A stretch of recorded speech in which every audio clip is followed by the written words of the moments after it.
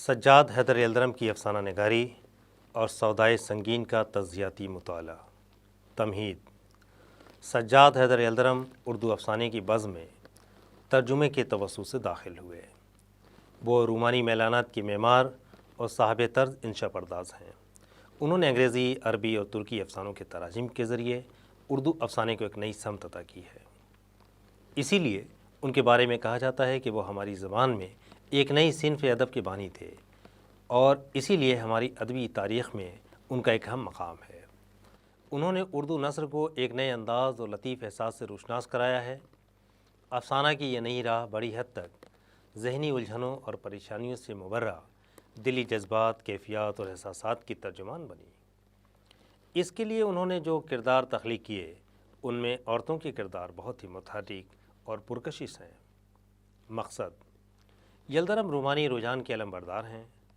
انہوں نے پہلی بار شارٹ اسٹوری کے مفہوم میں لفظ افسانہ استعمال کیا اور اس کو تخیلی انداز اور لطیف احساس کے ساتھ مؤثر قالب عطا کیا، بلکہ متوسط طبقہ کے اندر پیدا ہونے والے مسائل اور گھریلو زندگی کی نفسیات اور اس کی تہداری سے قاری کو روشناس کرایا۔ وہ اپنے مسرور کن افسانوں کے ذریعے مرد اور عورت کو سماج میں ایسی محبت کا حق دلانا چاہتے تھے جو فطری ہونے کے ساتھ ساتھ رسم و رواج کے بندھنوں سے آزاد ہو۔ اس اکائی کے مطالعے سے آپ نہ صرف افسانہ کے آغاز بلکہ رومانی میلانات سے بھی واقف ہو سکیں گے۔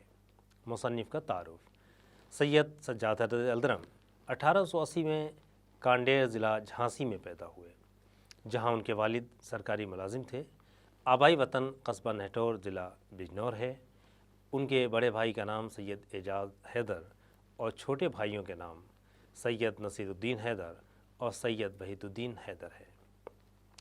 1912 میں سید ممتاز علی ایڈیٹر تہذیب نسواں کی وساطت سے خان بہادر سید نظر الباقر کی صاحبزادی نظر زہرہ بیگم سے ان کی شادی ہوئی، جو ادبی حلقہ میں نظر سجاد حیدر کے نام سے مشہور ہوئیں۔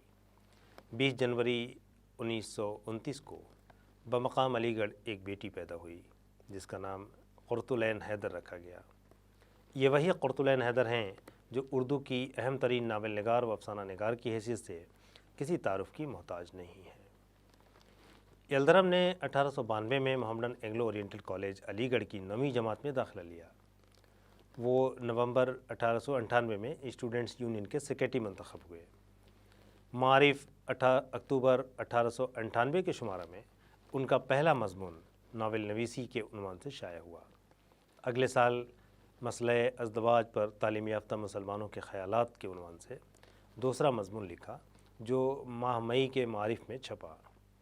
15 مئی 1900 کو یلدرم نے علی گڑھ میں انجمن اردو معلیٰ قائم کی اور اس کے پہلے سیکریٹری مقرر ہوئے۔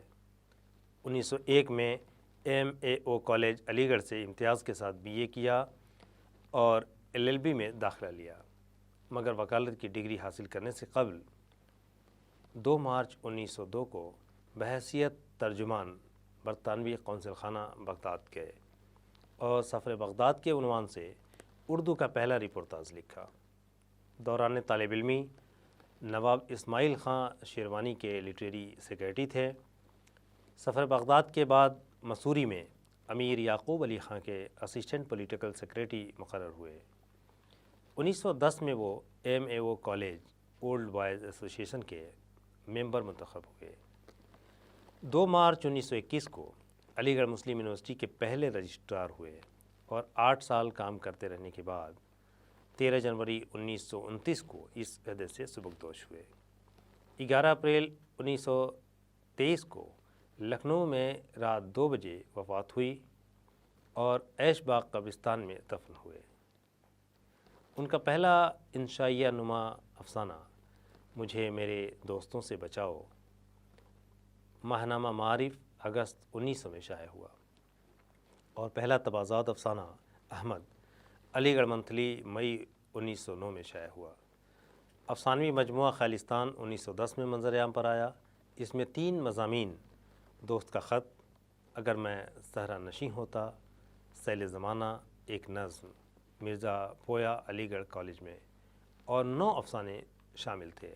ان 9 افسانوں کے نام ہیں: खारिस्तान व गुलिस्तां, सोहबत नाजिन्स, निकाह सानी, सौदाए संगीन, अज़दवाज मोहब्बत, चिड़िया चिड़े की कहानी, हज़रत दिल के समान उमरी, हिकायत लैला व मजनू, गुरबत वतन, दूसरा अफसानवी मजमुआ हिकायत व एहसासात के उन्वान से 1928 में शाया हुआ। अफसाना है इश्क, गुमनाम खतूत, बज़्म रफ्तगां, मादर वतन, वीरान सनम खाने, आईने के सामने, तीतरी, एक मुगनिया से इल्तिजा, औरत का इंतकाम, दामाद का इंतखाब। उन्होंने 5 नावल भी लिखे हैं। सालिस बिलखैर, ज़हरा, मतलूब हसीना, आसिब उल्फत और फ़तेह बंदुलस। उर्दू में रोमानवी तहरीक, क्लासिकी रिवायात और सर सैयद की इस्लाही तहरीक के ख़िलाफ़ एहतजाज की शक्ल में नमूदार हुई। उसने इस्तदलाली बरतरी के बजाय तख़य्युल परस्ती के मसलक को कबूल किया, अफादी तजर्बाती और हयाती तातुल और जमूद को तोड़ा।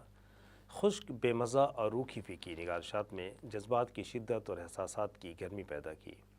बोझल और उकता देने वाली पाबंदियों से मावरा होकर फितरत की हसीन और लामहदूद वसतों की तरफ रुजू किया। ज़हन इंसानी की इनफरादियत और तजर्बे की दाखिलियत को वाज़ेह किया।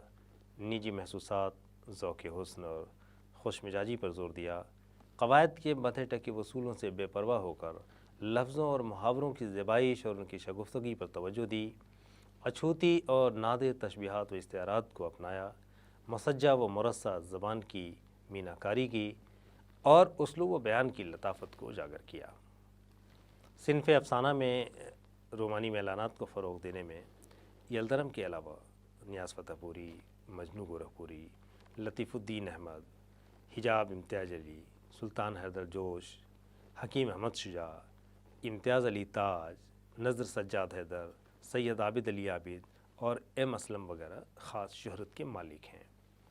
इन अफसाना निगारों में यलदरम ने अफसानवी अदब की राइज फ़नी और फ़िक्री ज़ाब्तों से किसी कदर अलग हटकर उर्दू अफसाना की राह निकाली।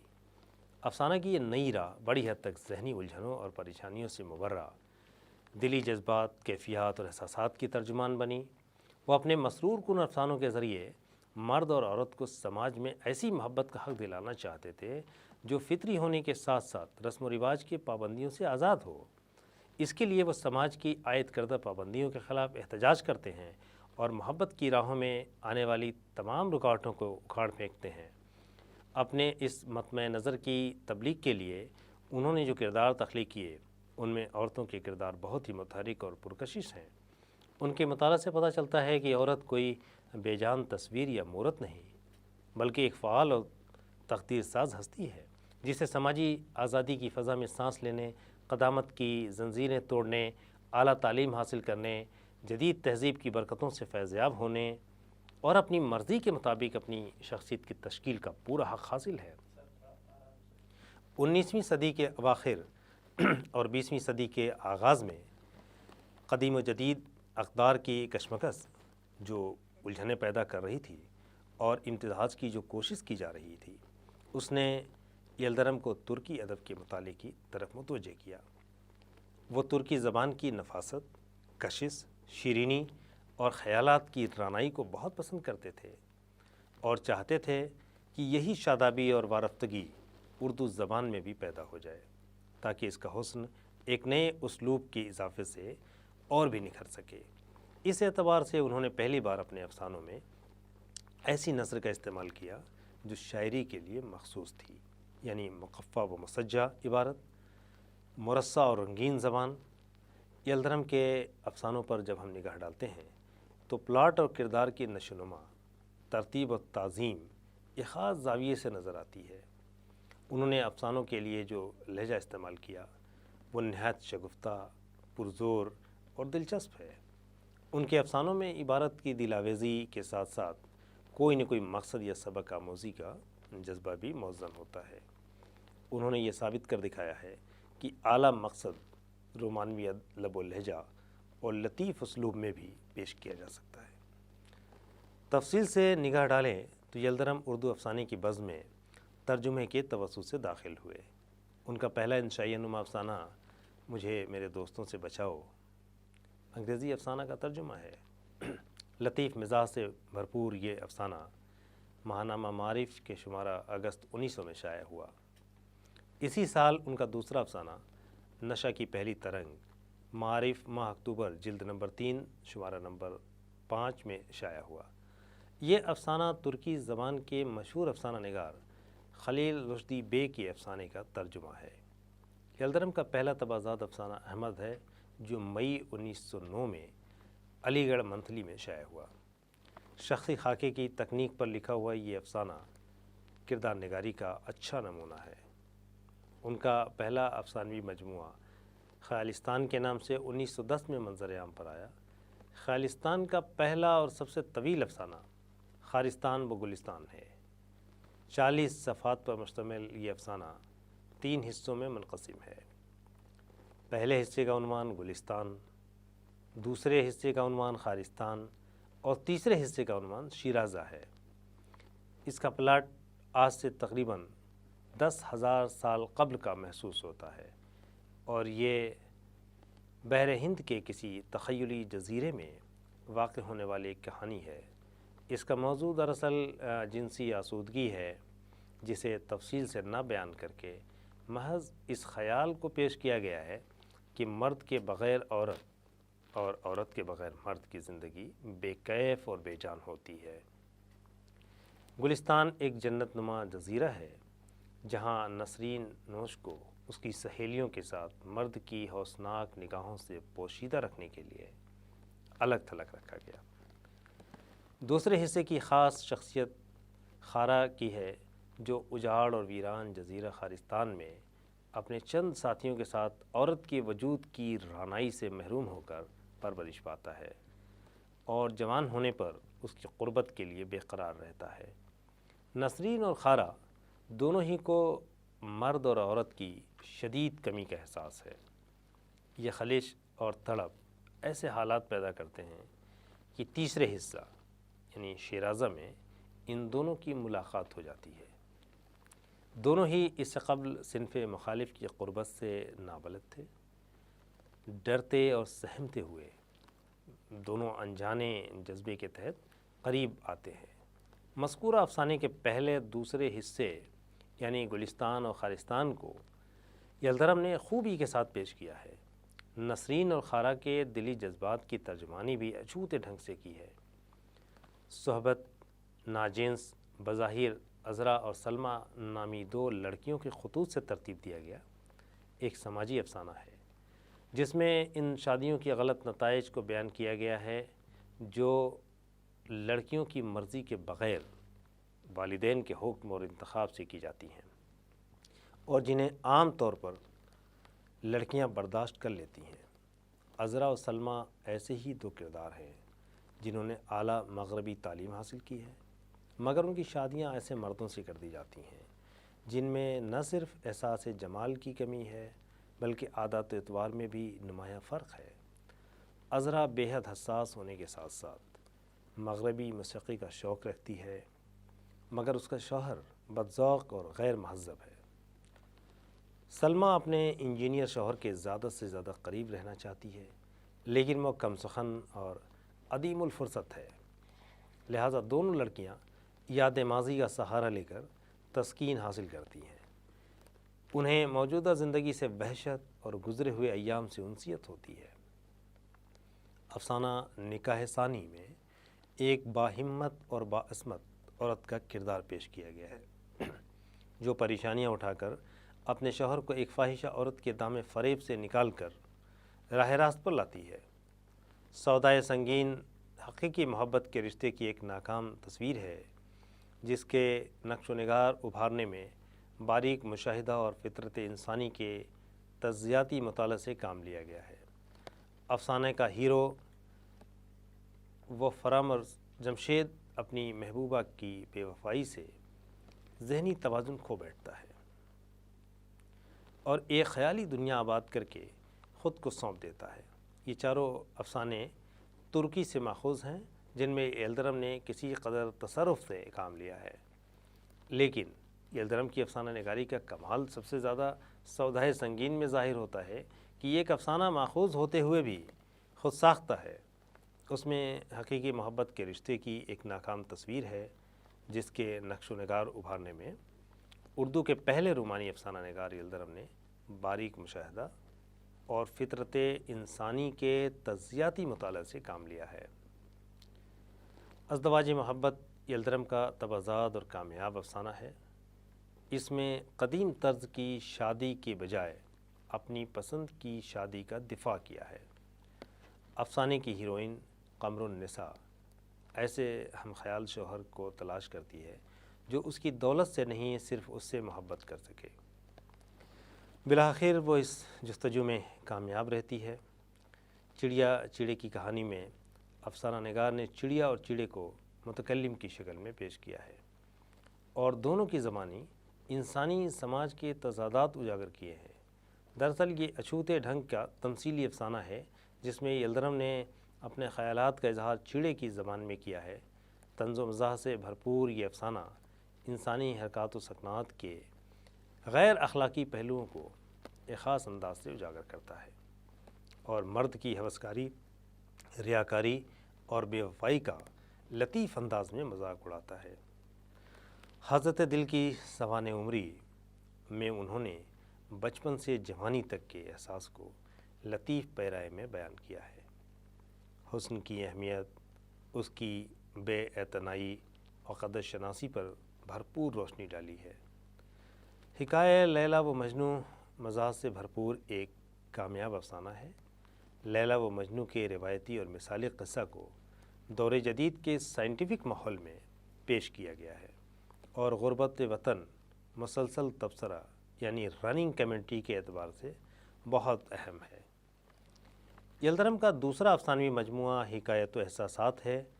اس میں شامل افسانوں میں آئینے کے سامنے اور افسانہ ہائے عشق کا شمار بہترین افسانوں میں ہوتا ہے۔ آئینے کے سامنے میں ایک ایسی عورت کے کردار کو پیش کیا ہے جو اپنی بیاہتہ زندگی کا جائزہ آئینے کے سامنے کھڑی ہو کر لیتی ہے کہ اس طویل عرصے میں اس نے کیا کھویا اور کیا پایا، اس کے حسن میں کیا کمی ہے جس کی وجہ سے اس کا شوہر اس سے بے اعتنائی برتتے ہوئے کسی اور پر نظر التفات کرتا ہے اور آخر اپنے چند سفید بالوں کو دیکھ کر افسردہ ہو جاتی ہے، مگر اس کا خلوص و ایثار رنگ لاتا ہے۔ شوہر اس کی محبت سے متاثر ہو کر نہ صرف بازاری عورت سے کنارہ کشی اختیار کر لیتا ہے بلکہ وہ اپنی بیوی کے سفید بالوں میں کائناتی حسن تلاش کر لیتا ہے۔ یلدرم کا دوسرا طویل افسانہ افسانہ ہائے عشق اسلوب بیان کی حسن اور قصے کی مؤثر کیفیت کی وجہ سے امتیازی حیثیت کا حامل ہے۔ یہ افسانہ 3 حصوں میں منقسم ہے۔ پہلا حصہ ہندوستان کی رقاصہ، دوسرا حصہ مصر قدیم کے محبوبہ عاشق نواز اور تیسرا حصہ بخت نصری کا قیدی کے عنوانات پر مشتمل ہے۔ یہ تینوں حصے 3 مختلف افسانوں کی حیثیت رکھتے ہیں۔ ان 2 مجموعوں کے افسانوں کے علاوہ قوت، عورت کا انتقام اور بڑے آدمی ان کے اہم افسانے ہیں جن میں شعریت اور رنگینی کے ساتھ ایک خاص قسم کی کیفیت ہے۔ سودائے سنگین کا تجزیاتی مطالعہ۔ کہانی واحد متکلم یعنی میں کے صیغے میں بیان ہوئی ہے۔ اس کا مرکزی کردار فرامر زمر زبان جمشید جی ہے جو نوجوان ہے، فطرتاً شاعر ہے۔ عرصے کے بعد اس سے راوی کی ملاقات بمبئی کے قلابہ اسٹیشن پر ہوئی ہے۔ یہ ملاقات اسے حیرت میں ڈال دیتی ہے کہ نہایت خوش و خرم رہنے والا نوجوان مضمحل کیوں ہے۔ وہ سوچتا ہے کہ یہ زندہ دل شاعر تو یاس انگیز حسیات و کیفیات کی رقیق اور پرتاثیر تصویر کھینچتے وقت بھی ایک چھوٹا سا لطیفہ اپنی سرگزشت میں غیر معلوم طریقے سے داخل کر کے دوسروں کے منہ سے قہقہہ نکلوا لیتا تھا، ہنسنے ہنسانے کے بہانے ڈھونڈ لیتا تھا، مگر اب یاس و حرما کی تصویر کیوں بن گیا ہے؟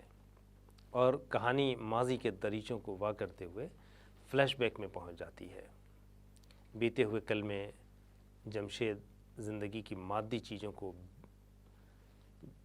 سب کچھ سمجھتا تھا۔ اس کا کہنا تھا کہ زندگی میں موسیقی اور شعر، پھول اور روشنی، پھر ان سب کا مجموعہ، ان سب کا ماحصل عورت کو نکال ڈالو تو کیا دنیا میں زندہ رہنے کی قوت اپنے میں پاتے ہو؟ راوی بالواسطہ طور پر یہ بتاتا چلتا ہے کہ وہ مذکورہ بالا چیزوں کی حقیقت سے ناواقف تھا کہ زندگی میں شعر ایک نوح ماتم، موسیقی ایک فغاں یاس، پھول ایک منجمد قطرے دریا، روشنی ایک امید گریزاں کے علاوہ کچھ نہیں ہے۔ اور ابھی اس نے یہ نہیں معلوم کیا تھا کہ عورت بھی اس شراب کی مانند ہے کہ ڈھونڈو تو ملتا دکھائی دیتا ہے مگر ہاتھ نہیں آتا۔ ایک ایسا بھی دور گزرا ہے جب جمشید کی زندگی میں عشق کے علاوہ کچھ بھی نہ تھا۔ اس نے راوی کو اپنا رازدار بنا لیا تھا، اس کی اپنی محبوبہ سے شادی ہو رہی تھی، وہ اسے ایک ایسا تحفہ دینا چاہتا تھا جو ہمیشہ اس کی یاد دلاتا رہے، اور وہ تحفہ تھا نہایت نازک و نفیس سنگاردان، جس کے اندرون خانوں میں 20 قیمتی لونڈر، عطر اور صابن رکھے تھے۔ اس بابت وہ راوی کو سمجھاتا ہے کہ دراصل اس طرح میں اس کے کپڑوں تک حلول کر جاؤں گا، اس کے خواب نوشی میں بھی میری کوئی چیز ہوگی، میں اس کے نہانے کے پانی تک میں نفوذ کر جاؤں گا۔ اپٹنا میں مل کے جب وہ ہتھیلیوں میں چلو بھر پانی لے گی تو اس کی پتلی انگلیوں کے بیچ میں آبشار مسرت بن بن کے اسے ایک لطیف اور معطر ٹھنڈک کی بہار دوں گا۔ اور جب وہ نہا کر تولیہ سے بدن ملے گی تو اس کے منہ، اس کی گردن، اس کے کندھوں سے گویا میری روح کا نفس خیال ایک غبار صاف سفید بن کر ایک معطر بوسہ کی طرح اڑے گا، اور پھر وہ ایک آہ بھر کر چپ ہو جاتا ہے۔ مذکورہ افسانہ یہ تاثر دینے میں پوری طرح کامیاب ہے کہ مرکزی کردار بے لوث محبت میں گھل رہا ہے، تل تل مر رہا ہے، اس کے باوجود محبوبہ کو رسوا نہیں کرنا چاہتا، اسے ذہنی اذیت میں مبتلا نہیں کرنا چاہتا ہے۔ اسی ضبط و صبر اور وسوسہ میں وہ ذہنی توازن کھو بیٹھتا ہے اور ایک پرتصوراتی دنیا آباد کر کے خود کو اس میں غرق کر لیتا ہے، اور غم عشق سے نجات کے لیے طرح طرح کے بہانے تلاش کرتا رہتا ہے۔ افسانے کی زبان نہایت رنگین اور فضا رومانی ہے۔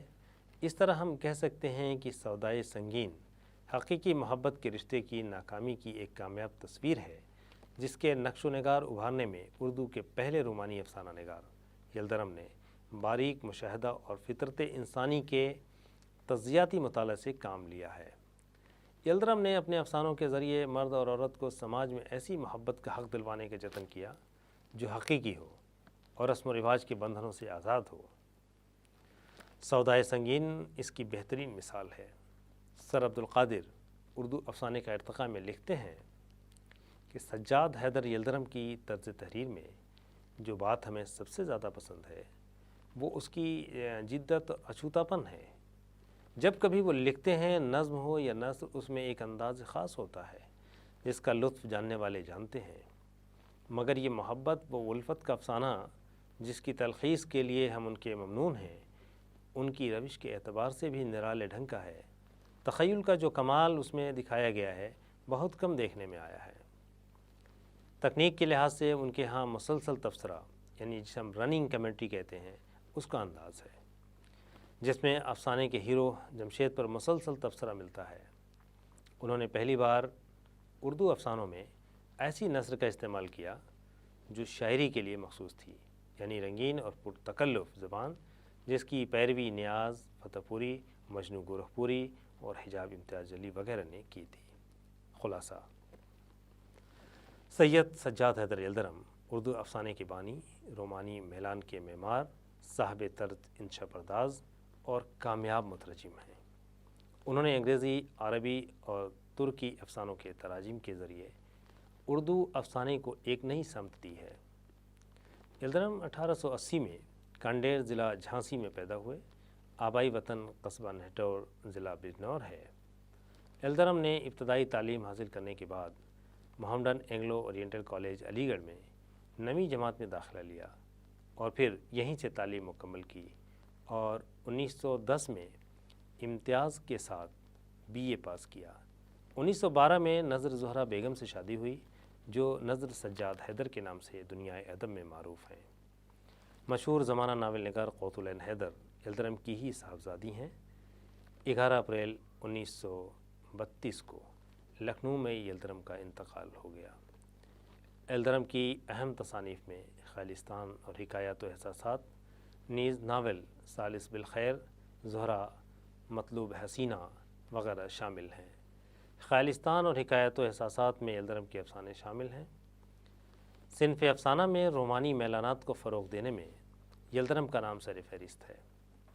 انہوں نے افسانوی ادب کی رائج فنی اور فکری ضابطوں سے ہٹ کر اردو افسانہ کی راہ نکالی۔